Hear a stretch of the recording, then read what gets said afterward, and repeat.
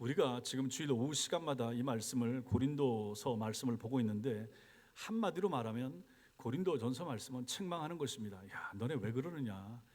고린도 교회를 세웠던 바울이 멀리 떠나 있으면서 고린도 교회의 소문을 들었더니 너무 안 좋은 소문만 들리는 거예요. 사람들이 받은 은사는 많고 바울이 세웠으니 처음에 설립자가 바울이니 얼마나 잘 배웠겠습니까? 그 다음에 와서 가르쳤던 사람이 아볼로고, 그러니 또 그 아볼로를 통해서 얼마나 잘 배웠겠습니까?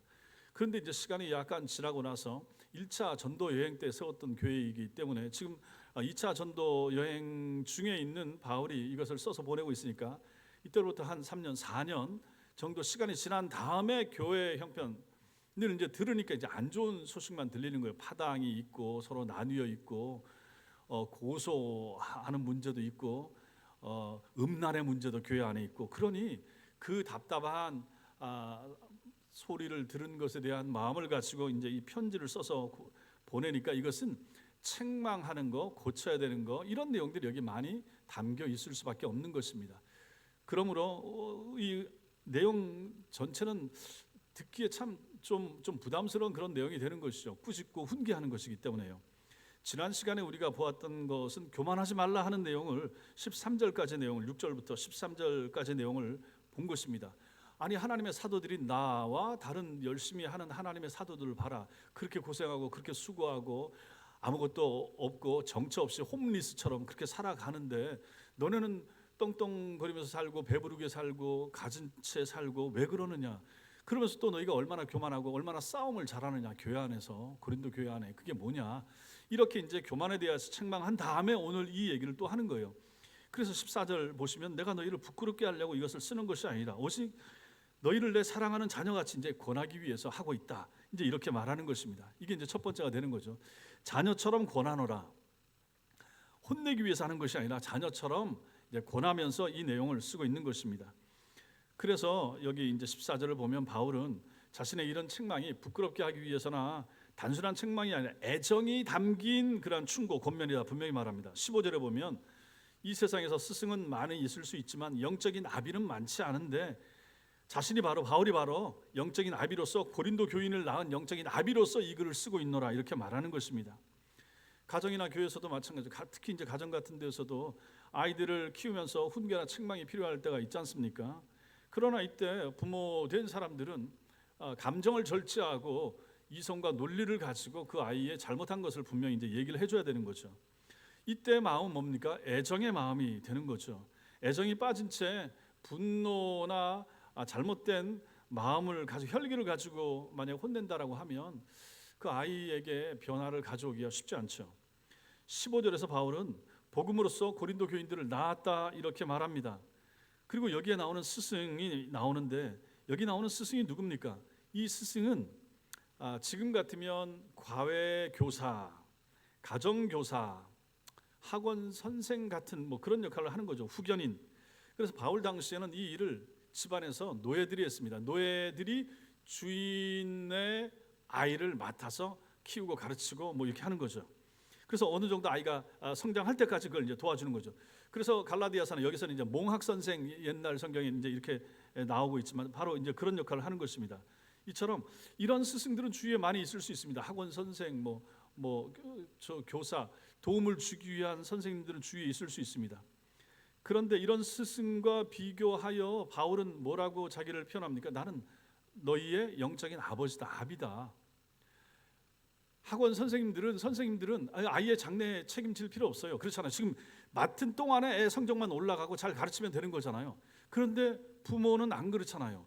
아이의 장래와 앞날과 내가 세상을 떠난 다음에도 이 아이가 반듯하게 잘 살기를 바라는 마음을 가지고 있죠. 그러니 스승은 아무리 많아도 사실 그 아이의 인생에 큰 도움이 되는 건 아니죠. 그러나 부모는 그렇지가 않다 하는 것을 바울이 여기서 표현하는 거죠.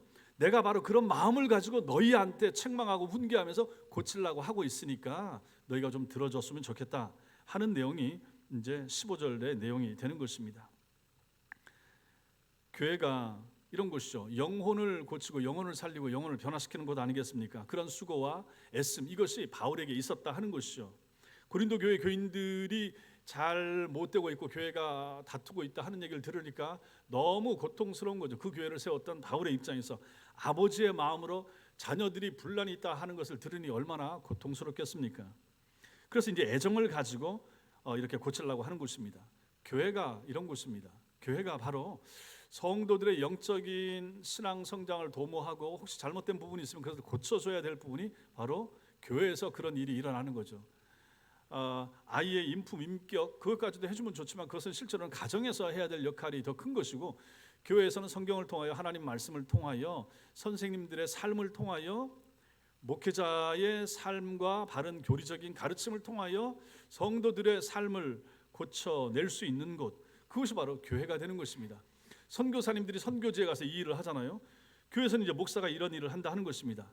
영혼을 다루는 것입니다. 제가 교회 목회자인데 여러분들의 건강을 신경을 쓰죠. 근데 제가 여러분들의 건강을 위해서 해줄 수 있는 건 뭐 없어요. 보약을 저어줄 수 있겠습니까? 필요하면 뭐 할 수도 있겠지만은 무슨 뭐 영양제를 사드리겠습니까? 그건 제가 하는 일이 아니잖아요.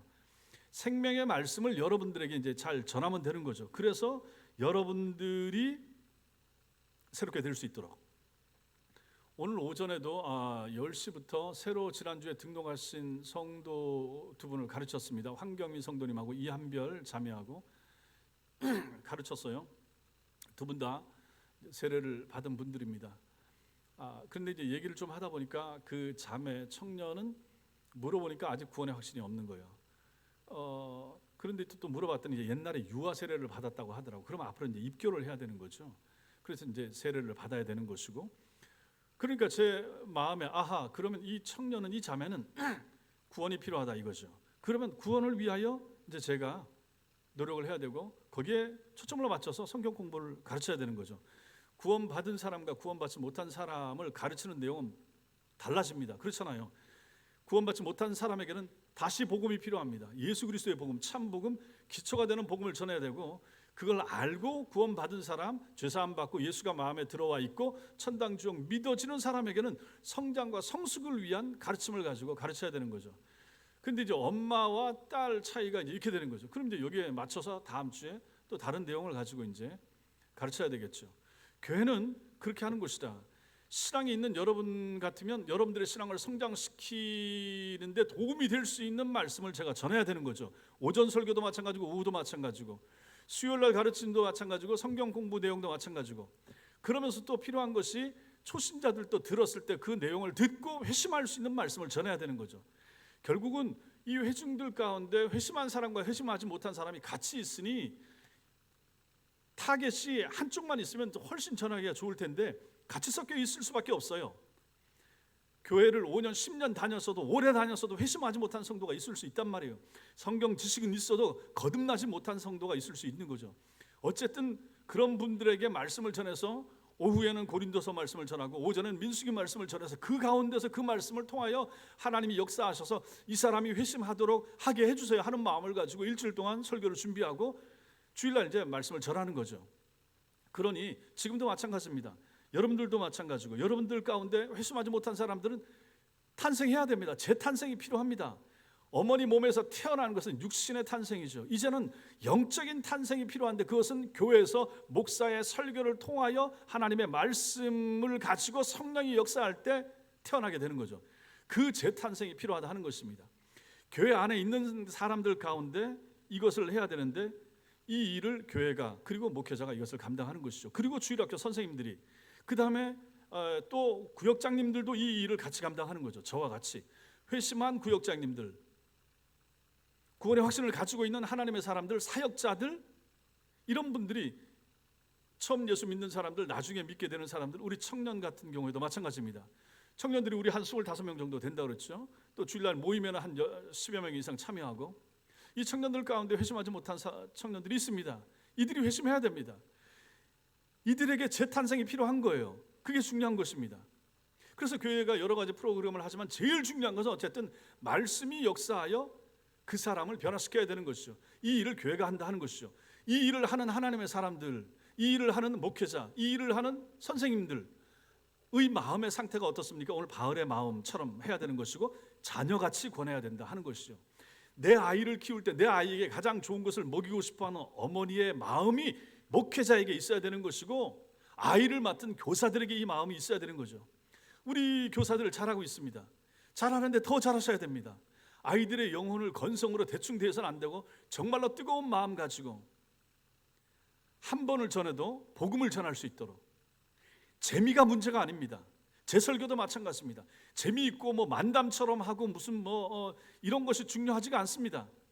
호기심을 끌 필요는 있을 수 있지만 중요한 것은, 핵심이고 가장 중요한 것은 복음입니다. 좀 말이 어눌하고 떠듬떠듬해도 복음을 전해야 되는 거죠. 바울이 말을 잘했던 사람이 아닙니다. 그랬더니 그 사람들이 바울이 말 못하는 걸 알 정도였어요. 그럼에도 불구하고 바울을 통하여 얼마나 위대한 하나님의 역사가 나타나고 하나님의 사람들이 생겼습니까? 왜 그렇습니까? 바울의 어눌한 말을 사용하시는 성령이 그 일을 하시기 때문입니다. 그러니 오전에도 봤지만 사람이 중요한 게 아니에요. 제가 자주 말씀드리죠. 목사의 능력이라고 생각하지 마시라 하는 것입니다. 어느 큰 교회도 마찬가지고 탁월한 목사, 유명한 목사 마찬가지입니다. 그 사람을 들어서 사용하시는 하나님이 일을 하는 거예요. 그 사람이 하는 게 아니고. 근데 사람들은 자꾸 자기가 한다고 생각하지, 내 능력으로 교회를 키웠다고 생각하지. 이게 이제 교만이 되는 거예요. 이러다가 잘못되는 거예요. 이러다가 타락하는 거예요. 성도들도 마찬가지입니다. 내가 뭘 했다 생각하지 마시라 하는 것입니다. 하나님이 내게 은혜를 주시니까 그 일이 나타나는 거예요. 뭐 하나 돼도 하나님이 하신 거예요. 그래서 하나님의 은혜를 아는 지식 가운데 자라가라라고 오전에 말씀드린 거예요. 바울은 이랬다 하는 것입니다. 자녀같이 권했다. 그래서 사람의 영혼을 재탄생시키고 재창조입니다. 리제너레이션이라고 표현하죠. 창조가 얼마나 힘듭니까? 하나님의 창조는 무에서 유로의 창조예요. 근데 이 창조를 어디다 적용을 하고 있습니까? 영혼이 거듭나는 것을 가지고 재창조라고 표현합니다. 그러니 이게 얼마나 중요합니까? 한 사람이 예수를 믿게 된다. 교회 안에 있는 한 사람이, 회심하지 못했던 한 사람이 회심하여 하나님의 사람이 된다라고 하는 것을 성경적으로는 재창조라고 표현을 한다니까요. 그만큼 중요한 거예요. 한 영혼이 살아나는 거예요.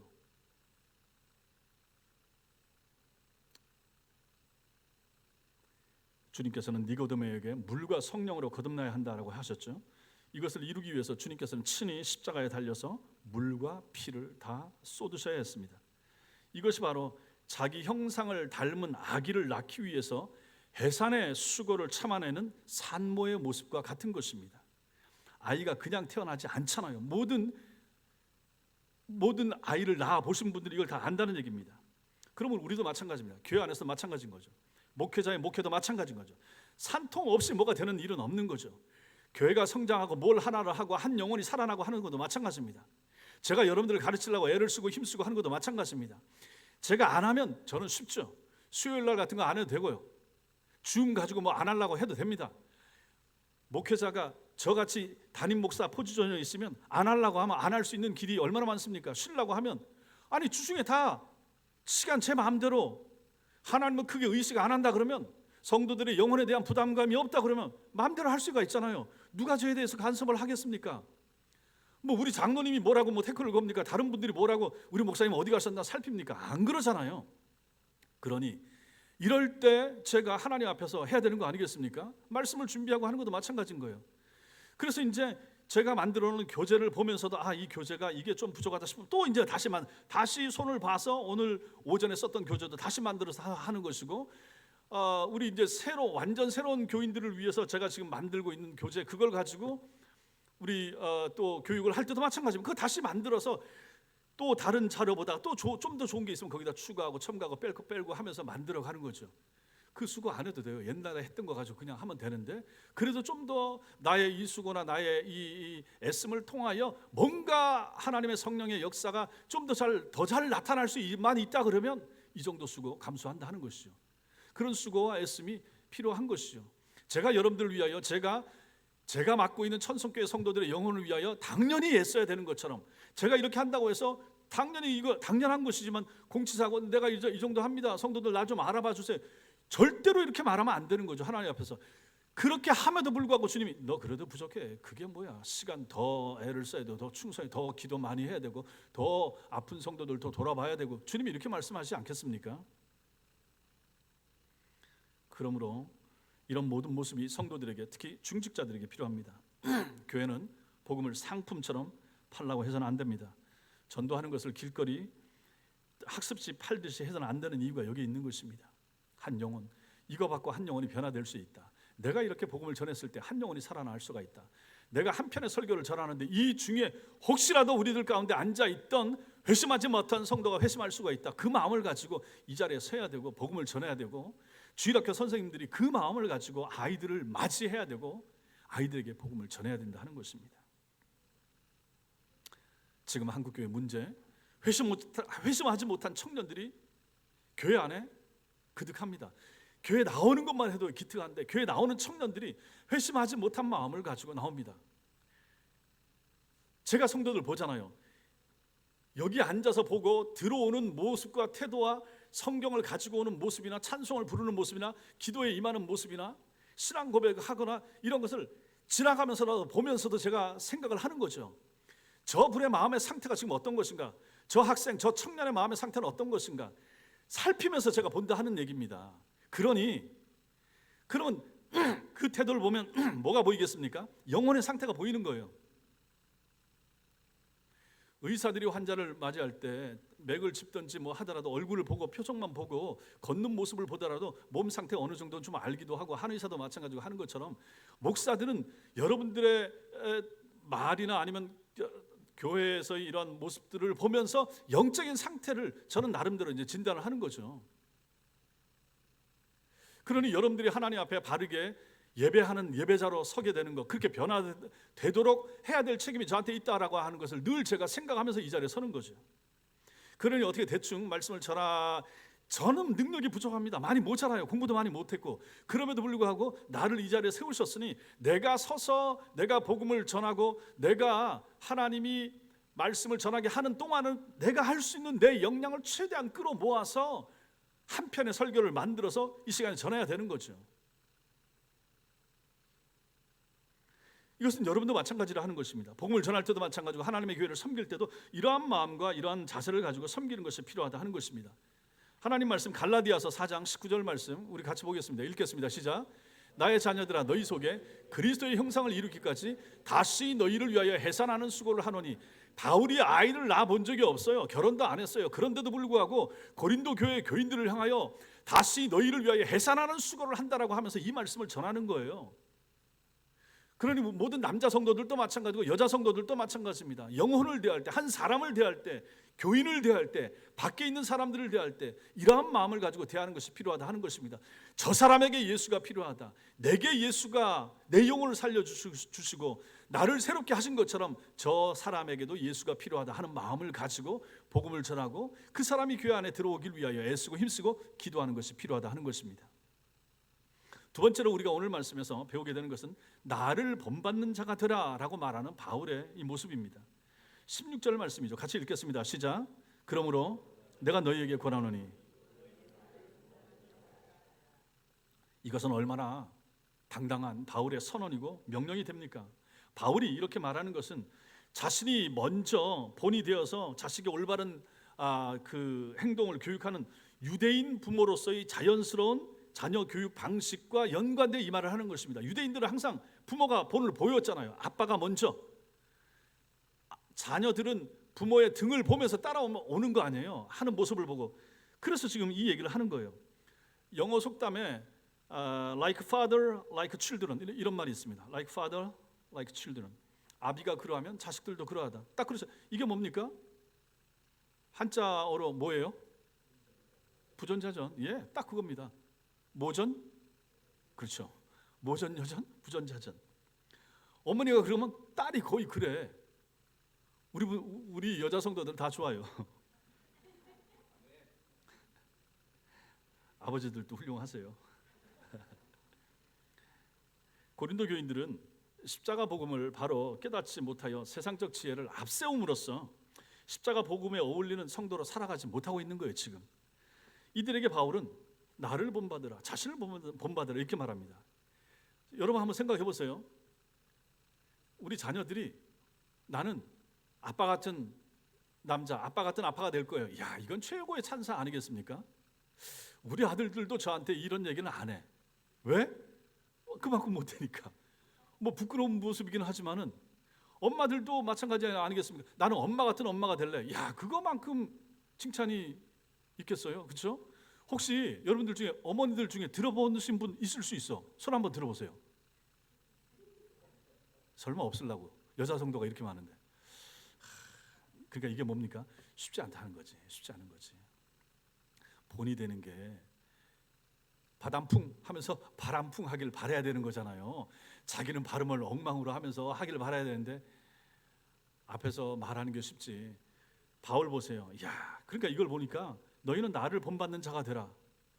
이 말을 할 수 있는 거, 제가 여러분 앞에 서서 여러분 저처럼 예수 믿으셔야 됩니다 라고 말할 수 있는 목사가 된다 그러면 이거 얼마나 좋겠습니까? 우 목사를 닮으세요. 제가 은퇴하기 전까지 이 얘기를 할 수 있으면 좋은데 되겠어요? 되도록 예, 노력할게요. 예.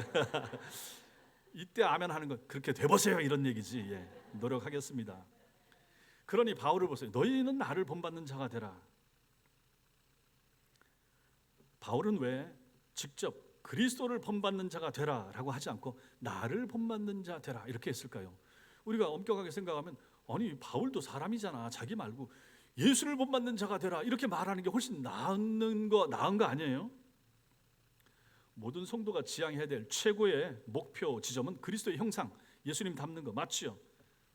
바울과 한참을 함께 지내면서 그의 모든 생활을 잘 알고 있었던 고린도 교회 교인들에게는 그리스도의 삶을 깊이 닮은, 아주 쏙빼 닮은 바울의 삶을 배우라고 말하고 가르치는 것이 훨씬 더 현실적이고 설득력 있는 교훈이 되기 때문에 바울은 이렇게 말한 거예요.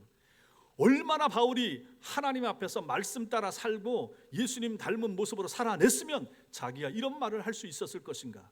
그리고 교인 성도들 그 고린도 교회 입장에서는 예수 그리스도는 안 보이잖아요. 그분의 삶은 잘 모를 수 있잖아요. 그런데 바울은 봤단 말이에요. 자기네 교회를 세웠던 분이니까. 그러니 그 모습을 보면 아하 예수님도 저렇게 살으셨구나 하고 충분히 이해가 되니까 나를 본받으라 말하는 거예요.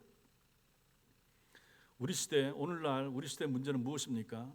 복음이 없는 것이 문제가 아닙니다. 교회가 없는 게 문제가 아니에요. 교회는 7만 개, 8만 개 우리나라 땅에 굉장히 많이 있어요. 복음도 넘쳐나고 TV만 틀면 라디오만 틀면 뭐 극동방송, 기독교 방송, 뭐 CTS 뭐 많이 나옵니다. 문제가 뭡니까? 바울처럼 삶을 통해서 모범을 보여주는 참 스승이 찾기 어려운 것이 이게 문제인 것입니다. 목사들도 많고 좋은 장로님 권사님들도 많은데 정말 예수님을 자기의 몸으로서 얼핏이라도 보여줄 수 있는 그러한 삶을 살아내는 하나님의 사람들이 적은 것이 문제라 하는 것입니다. 바울처럼 삶을 통해서 모범을 보여주는 참 스승들이 없는 시대가 바로 지금인 거죠. 그래서 복음 진리를 책으로 아니면 영상으로 배우는 사람 많죠. 유튜브를 통해서 뭐 듣고 뭐 보고 배우고. 그러나 복음대로 살아내는 그러한 본이 되는 사람을 통해서 배울 기회가 많지 않다. 그래서 제가 오전 설교에서 말씀을 드린 거예요. 경건한 어른이 되셔야 된다. 경건한 어른이 많아야 된다. 교회 안에 신자들 중에 나이만 많다고 어른이 되는 것이 아니라 믿음 있는 경건한 어른이 많아야 되는 거죠. 기도하는 어른이 많아야 되는 거죠. 정말로 하나님과 교회를 진심으로 사랑하는 어른들이 많을 때 그 어른은 20살짜리도 될 수가 있는 거죠. 그럴 때 그 교회가 좋은 교회 아니겠습니까? 이런 사람들이 필요한 시대를 우리가 살고 있다 하는 것이죠. 교인들이 본받아 따르고 싶은 삶을 살아내는 목회자가 지금 이 땅에 얼마나 적은가 하는 거죠. 요령이나 방법 이것을 가르치고 또 이것을 배울 마음은 있어도 그의 생활과 삶을 배우고 싶은 성도는 얼마나 적은가. 그래서 저도 스승의 날이나 뭐 이런 때 되면서 내가 나를 잘 가르쳐줬던 정말로 내가 존경하고 스승의 날이 되면 꽃 들고 찾아가고 싶은 스승이 있는가. 없는 것이 저희 아픔이기도 하고 문제이기도 한 것이죠. 그런 분을 두질 못한 것도 마찬가지인 것이고 예전에는 그런 분이 있었다라고 생각했지만 가까이 가보고 나이 들어보고 했더니 그렇지 않은 모습들이 비치고 보이고 해서 실망하기도 하고 해서 아닌가 보다 하고 그럼 내가 그런 사람이 되어봐야지 하는 마음이 들긴 하지만 내가 본을 본 게 없으니 그런 삶을 살아냈던 책은 있어요. 책 속에는 있고 역사 속에 탁월한 하나님의 사람들 그런 신앙적인 삶을 잘 살아냈던 그러한 성경 속에 인물도 있고 그 다음에 기독교 역사에서 인물도 있고 뭐 손양원 목사님이나 주기철 목사님 이런 삶을 살아냈던 사람들도 있죠. 그런데 가까운 분들 중에는 잘 없어요. 그것이 안타까움이죠. 여러분들이 있으십니까? 여러분들이 정말로 신앙을 본받고 싶은 그런 권사님들이 주변에 계십니까? 장로님들 중에 저 장로님 같으면 정말 내가 뭐라도 시키면 내가 다 한다, 이렇게 말할 수 있는 장로님들이 있어야 되지 않겠습니까? 사실 교회가 그런 교회가 돼야 되는 거죠. 교회 재산이, 교회의 힘이, 교회의 능력이 바로 그런 곳에 있지 않습니까? 사람, 어떤 사람, 요령, 일 잘하고 뭐 유능하고, 그런 사람도 필요합니다. 그러나 진실된 사람, 진실된 하나님의 사람. 최근에 세상을 떠난 팀 켈러 목사님 책, 그분의 평전 책 제목이 하나님의 사람 팀 켈러. 제 책상에 아직 읽지는 않고 지금 보고 두고 있는데, 사진하고 하나님의 사람 팀 켈러. 이야, 세상 떠난 지 얼마 됐다고, 어떻게 세상을 살았길래 당장 나오는 책 제목이 하나님의 사람 팀 켈러 이렇게 나오는가? 하나님의 사람이라고 불러줄 수 있을 정도가 되려면 어떻게 살아야 되는가? 그런 생각을 해보게 되는 거죠. 세상을 떠났을 때 뭐라 그럽니까? 장례식장 가서 사진 밑에, 그걸 위패라 그럽니까? 위패에다가 쓰죠. 성도 누구누구, 목사 누구누구. 거기다가 만약에 제 이름이 붙을 때 하나님의 사람 우선동 목사, 이건 뭐 최고의 영예 아니겠습니까? 근데 그건 내가 쓸 수 있는 게 아니야. 후세 사람이 써줘야 돼. 제가 여기서 은퇴하고 살다가 죽을 텐데, 그러면 결국은 천성교회 후대 이제 우리 지금 청년들이나 이런 사람들이 그 뭐라고 쓰라고 할 텐데, 목사 우선동 이렇게 쓸 텐데 거기다가 뭐 하나 좀 써주길 바래요. 하나님의 사람이 되고자 열심히 노력했던 우선동 목사, 그만큼 쉽지 않더라 하는 것입니다. 요령이나 방법이나 여러 가지 뭐 이런 거 기능적인 건 배우고 싶어 하는데, 사람을 배워야지, 인성을 배워야지. 그렇잖아요. 직장에서도 마찬가지고 세상에서도 마찬가지고, 신앙생활 안 해도 좋은 사람이 있잖아요. 성품 좋고 믿을 만한 사람 좋고, 그 사람들이 교회 안에 있어야 되는 거 아닙니까? 신앙도 가지고 있고 참 사람도 좋고 믿을 만하고, 말하면 새 나갈 염려 안 해도 되고, 뒷담화 염려 안 해도 되고, 저 사람하고 같이 있으면 마음 상할 생각, 염려, 걱정 안 해도 되고, 그런 사람들이 교회 안에 있어야 되는 거 아니겠습니까? 우리 장로님, 안수집사님, 권사님들이 그러한 분들이 되셔야 되는 거 아니겠습니까? 저도 마찬가지고요. 바울은 젊은 목사 디모데에게 디모데전서 4장 12절에서 말합니다. 읽겠습니다. 시작. 말과 행실과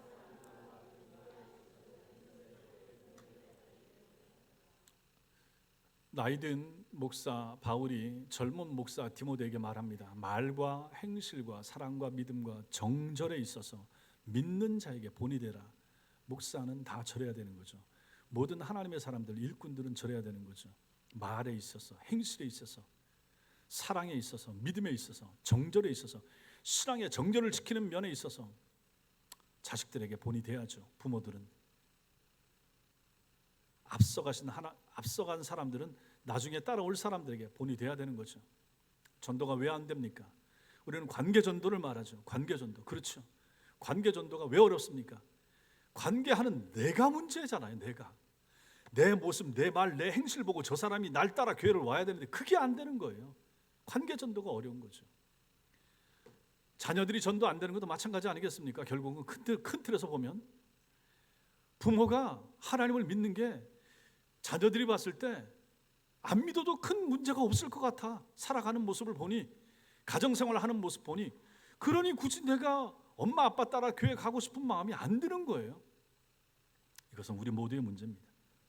마지막으로 우리는 오늘 말씀에서 하나님 나라는 능력에 있다 하는 것을 보게 됩니다. 바울은 고린도 교회의 문제를 해결하기 위해서 지금 떠나와 있잖아요. 근데 당장 달려가고는 싶은데 달려가지는 못하고 있어요. 다른 일을 하고 있으니까 마게도냐에서 사역하는 디모데를 파송합니다. 디모데가 가서 교만해져 있던 이 고린도 교회 교인들에게 바울의 가르침을 다시 이제 생각나게 해주기를 기대하는 거죠. 그게 이제 17절의 내용이 되는 것입니다. 그리고 19절에서 바울은 자신이 하나님이 만약 허락하셔서 다시 고린도에 가게 되면은 그 교만했던 고린도 교회 교인들, 그 사람들의 삶과 그들의 한 일에 대해서 내가 한번 살펴볼게. 너네가 얼마나 똑똑한지, 얼마나 잘났는지, 뭘 했는지 내가 한번 볼 거야. 이 말을 19절에 하고 있습니다. 저들은 자신들이 성령을 소유하고 있고 많은 은사를 가지고 있다 주장하는데, 그렇죠? 고린도전서 1장에 보았던 것처럼 고린도 교회가 은사가 받은 게 많아요. 풍성하고 뭐 여러 가지 면에서 앞장서 있죠. 그런데 과연 그들의 말 속에, 행실 속에, 그들의 교회 지도자들의 그러한 말과 언행 속에 사람을 구원하고 사람을 거룩하게 만드는 그러한 성령의 능력이 있는가? 내가 그거 한번 볼 거야. 너희 교회 지도자들이 정말로 내가 가르친 그 말씀 따라서 그대로 살아가는지 행동하는지 내가 볼 거야. 이 말을 하고 있는 거예요. 그래서 20절 말씀이 나오는 것입니다. 20절 읽겠습니다. 시작.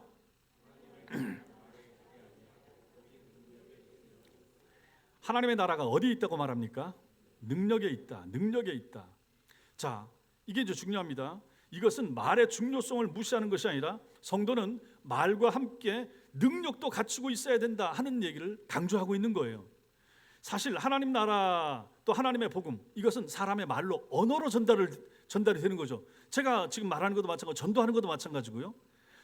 하나님께서 하나님 당신의 나라, 그분의 나라를 자본이나 권력이나 혹은 다른 물적 힘으로 그 속에, 잘 파봐, 그럼 그 속에 있어, 땅 속에 있어, 아니면 돈 속에 하나님 나라가 있어, 이렇게 말하지 않더라 하는 것입니다.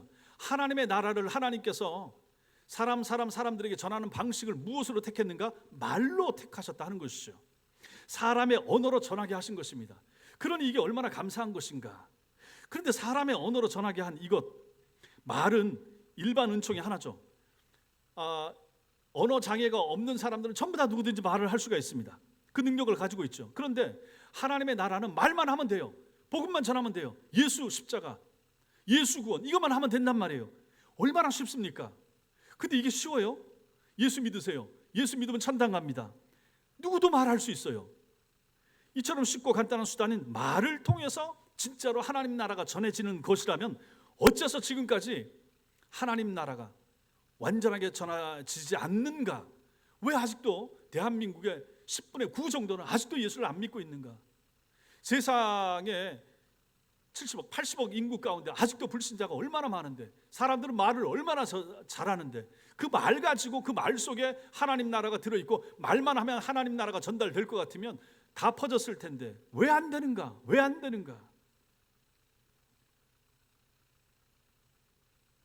그것은 뭔가 하나가 부족하기 때문입니다. 한 가지 요소의 부족 때문에 그렇습니다. 그것은 무엇입니까? 말씀이 생활 속에서 실현되어 삶의 변화를 일으키는 능력이 빠졌기 때문입니다. 말은 있는데 삶의 변화 없어요. 그러니 이런 하나님의 놀라운 나라의 역사가 나타나지 않는 거예요. 오늘날 교회의 성장이 둔화됐다 혹은 후퇴했다라고 하는 것은 말로 전해지는 하나님 나라와 거기에 상응하는 능력 사이의 격차가 크기 때문인 것입니다. 교인들이 말은 다 잘해요. 복음은 전한다고 하잖아요. 그런데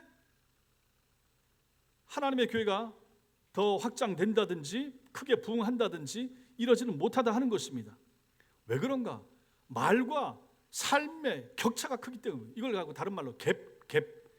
말과 삶의 갭이 너무 큰 거예요. 말과 삶의 갭이 가깝고 좁으면 좁을수록 내 말 보고 삶 보고 하면 비슷하다, 그러면 이제 따라올 텐데, 말과 삶의 격차가 너무 크니까 야, 너나 그 네가 하는 말대로 살아, 이렇게 말하게 되기 쉽기 때문에 지금 같은 현상이 나타난다 하는 것입니다. 정치인들을 보십시오. 정치인들의 발언, 아니면 정부 정책을 보십시오. 사실하고 다르는 경우가 얼마나 많습니까? 그러니 정치인들의 말과 삶 우리 잘 안 믿잖아요. 거의 안 믿잖아요. 말은 번지르르하게 하는데 뒤에서 뭐 딴짓하고 뭐 이것처럼 하나님의 나라 전파도 비슷합니다. 말로써 전해지는 복음은 그럴듯한데 그에 따르는 능력이 그 사람에게서 나타나지 않는 것입니다. 그래서 세상 사람들이 복음과 교회를 불신합니다. 바울이 지적하는 것이 바로 이것입니다. 여러분, 능력이 뭡니까? 여기 20절에서 하나님의 나라는 말에 있지 않고 오직 능력에 있다. 우리가 보통 교회 안에서 능력하면 뭘 생각합니까? 복음의 능력, 방언, 병 고치는 거, 귀신 쫓아내는 거, 뭐 이런 걸 능력 있는 능력의 종, 불의 사자가 오십니다. 뭐 이렇게 능력을 항상 그렇게 어떤 파워, 어떤 뭘 쫓아내고 뭐 이런 걸로만 생각을 한다 하는 것입니다. 근데 그게 아니라 하는 것이죠. 그게 아닌 거죠. 그런 걸로 따지면 고린도 교회를 생각해 보세요. 고린도 교회는 은사가 많았다니까요. 은사가 풍성했어요. 그러면 고린도 교회가 능력 많은 교회입니까? 근데 바울이 뭐라고 말합니까?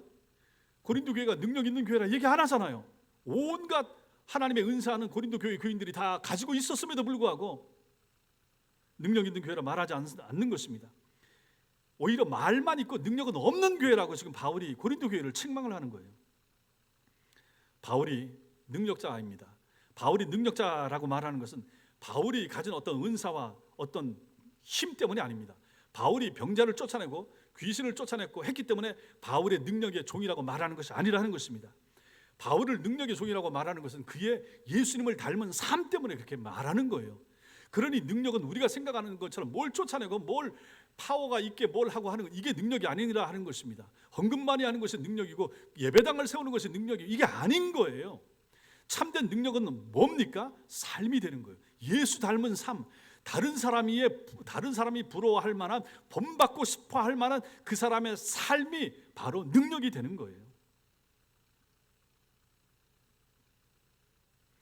삶이 달랐던 바울을 통해서 바울이 가는 곳마다 하나님 나라가 임했고 주님의 교회가 세워진 것입니다. 그래서 우리는 오늘날 바울을 능력의 종이라고 얘기하는 거예요. 그 사람의 귀신 쫓아내는 능력이나 병자 치유하는 능력 때문에 능력자라고 말하는 게 아닌 거예요. 이처럼 하나님의 나라는 말이나 힘이 아닌 결국은 하나님의 나라는 뭡니까? 태도와 자세에 달려 있는 거예요. 태도와 자세. 지금도 하나님 나라는 이런 성도들의 능력을 통해서 이 땅에 들어오는 것입니다. 말이나 겉으로 드러나는 은사가 아니라 십자가를 지는 삶을 통하여 하나님의 나라가 이 땅에 임하는 거죠. 보십시오. 만약에 기적으로 하나님 나라가 이 땅에 임할 수 있었다 그러면 예수님은 십자가에 달릴 필요가 없었죠. 기적으로 우리의 죄가 용서받을 수가 있고 우리가 하나님의 자녀가 될 수 있었다 그러면 예수님이 십자가에 죽을 이유가 하나도 없는 거죠. 오직 십자가 죽음만이 우리를 하나님의 진노로부터 구할 수 있고 우리 죄를 씻을 수 있는 사죄의 방법이었기 때문에 예수님께서는 홀로 십자가 위에 올라가셔서 지고 죽으셨다 하는 것입니다. 그분의 삶입니다. 십자가는 태도나 자세로서의 능력이 나타나는 것입니다. 결국은 태도나 자세, 마음가짐이 중요한 거예요. 이걸 바로 삶이고 이걸 가지고 능력이라고 말하는 것입니다. 하나님의 나라는 말에 있지 않아요. 유창한 말재주에 있지 않다 하는 것입니다. 오직 능력, 그 사람의 삶의 태도, 십자가를 지는 삶, 주님과 동행하는 삶의 길, 여기에 하나님 나라가 있다. 그 사람 보면 예수가 생각나잖아요. 그러면 거기에 하나님 나라가 임하는 거예요. 내가 살아가는 삶의 현장, 내가 식기도를 하고 내가 신자로서 직장 일을 하는데 다른 사람보다 더 경건하고 더 성실하고 더 잘 일 감당하고 불신자들로부터 인정을 받을 때 여기가 바로 하나님 나라가 임하는 현장이 되는 거예요. 요셉이 그랬고 다니엘이 그랬고 하나님 나라는 눈에 보이지 않아요. 사람이 눈에 보이고 신자의 삶이, 신자의 태도가, 신자의 말이, 언행이 보이는데 그곳이 바로 하나님의 나라가 씨앗이 떨어지는 곳이 되는 거죠. 자신이 가진 최고의 능력을 요구하는 시대. 지금 우리 세대 능력은 뭡니까? 스펙 아닙니까? 스펙. 뭘 하더라도 자격증, 토익 점수, 학벌, 이게 다 능력을 요구하는데 이러한 시대에 살아가는 여러분과 제가 준비해야 될 진짜 능력이 무엇인가 하는 것이죠. 그것은 바로 하나님 나라의 능력입니다. 성령이 임하면 너희가 권능을 받고 내 증인이 되리라고 말할 때 그 권능, 그 능력도 바로 이와 같은 자세와 태도로서의 능력을 말하는 것입니다. 신자의 삶, 신자의 태도, 신자다운 예수님을 만나고 나온 사람, 우리는 영적으로 예수를 만나고 예수를 보았잖아요. 예수를 안 본 사람과 예수를 본 나는 차이가 있어야 되지 않겠습니까? 성경을 통해서 예수를 만나고 체험한 나는 전혀 그렇지 못한 불신자들과 똑같은 문제 앞에서 전혀 다른 반응을 보일 수 있어야 되지 않겠습니까? 그래서 오전 설교에 하나님을 의식하면서 살아가는 삶이 그토록 중요하다고 말씀을 드린 거예요. 이런 사람이 삶이 달라지고 태도가 달라지고 이러한 사람들 삶의 현장이 하나님 나라가 나타나는 거예요. 내가 예수 믿을 때 내 속에 하나님 나라가 임하고 우리 가정이 예수 믿을 때 우리 가정이 하나님 나라가 임하는 거예요. 그리고 하나님 나라가 임한 가정들이 주일날 모일 때 하나님의 교회의 이 모임은 하나님 나라가 임한 현장이 되는 것이죠. 이렇게 모였던 사람들이 또 내일부터 뿔뿔이 흩어져서 우리 삶의 현장으로 돌아갈 때 하나님 나라를 내 안에 안고 내 삶의 태도로서, 내 삶의 기준으로서 가치관을 가지고 그 속에 임할 때 거기가 또 하나님 나라가 되는 거죠. 이게 바로 하나님 나라는 말에 있지 않고 능력에 있다라고 말하는 의미가 이것이 되는 것입니다. 그러니 성도 여러분, 여러분과 제가 어떤 사람이 되어야 되겠습니까? 능력의 종이 되어야 되는 거죠. 저와 여러분들이 다 마찬가지입니다. 어떤 능력의 종입니까? 무슨 신비한 능력을 얘기하는 것이 아니라 예수 그리스도를 닮은 능력을 말하는 것이죠. 예수를 품은, 주님을 사랑하는 마음의 태도와 자세를 잘 갖춘 그러한 삶의 태도, 그러한 능력이 우리에게 필요하다 하는 것입니다. 우리 천석교회 모든 성도들이 이렇게 하나님 나라의 능력을 우리 속에 갖추고 있는 탁월한 하나님의 사람들 다 되시기를 주님의 이름으로 축원합니다.